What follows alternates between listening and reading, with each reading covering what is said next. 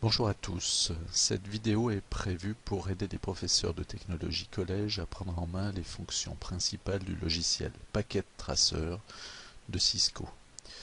Elle n'a pas pour objectif de décrire l'installation du logiciel, ça sera sans doute l'objectif d'une autre vidéo.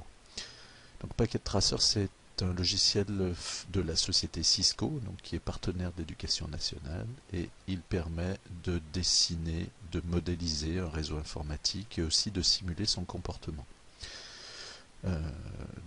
On va considérer ici que le logiciel est déjà installé et donc je vais cliquer sur son icône pour le lancer. Je devrais obtenir une fenêtre qui va me proposer l'identification.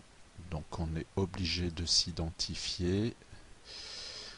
Alors, je vais rentrer ça dans la fenêtre. Voilà.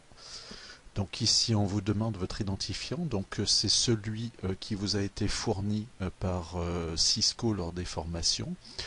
Si vous ne souhaitez pas ou n'avez pas d'identifiant sur la plateforme NetAcad de Cisco, vous pouvez aussi vous identifier en login invité en bas. Vous pouvez aussi bien sûr mettre tout ça en français. Donc si on s'identifie en invité, on a par contre une temporisation avant de pouvoir se connecter. Donc ici je me connecte, voilà, ça devrait marcher.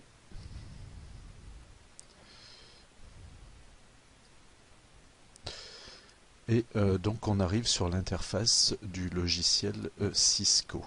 Alors vous avez plusieurs menus, donc là en haut le menu traditionnel avec notamment dans File, possibilité d'ouvrir un nouveau fichier Packet Tracer ou de le sauvegarder ou de créer évidemment un nouveau fichier.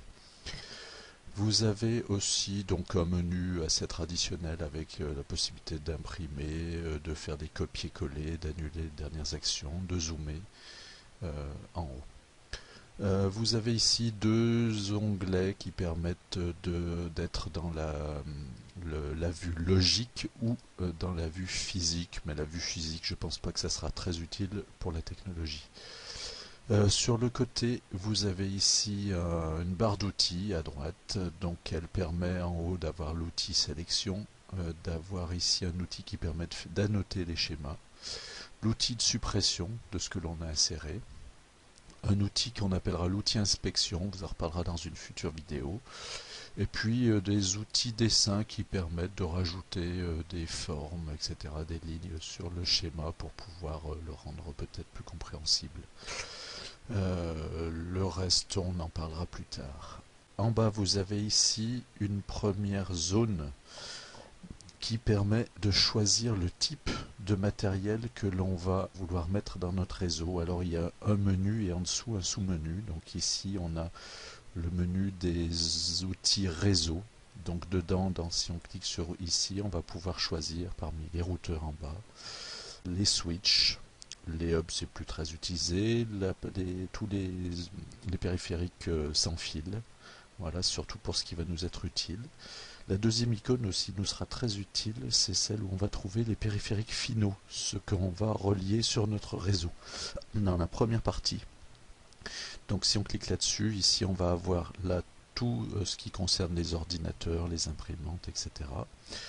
Et puis dans la deuxième ici, ça c'est nouveau dans la dernière version, puisque là on s'intéresse à la version 7 de Packet Tracer, on va avoir tout un tas d'objets connectés qu'on pourra utiliser, mais on va dire que c'est plutôt dans les fonctions avancées de Packet Tracer.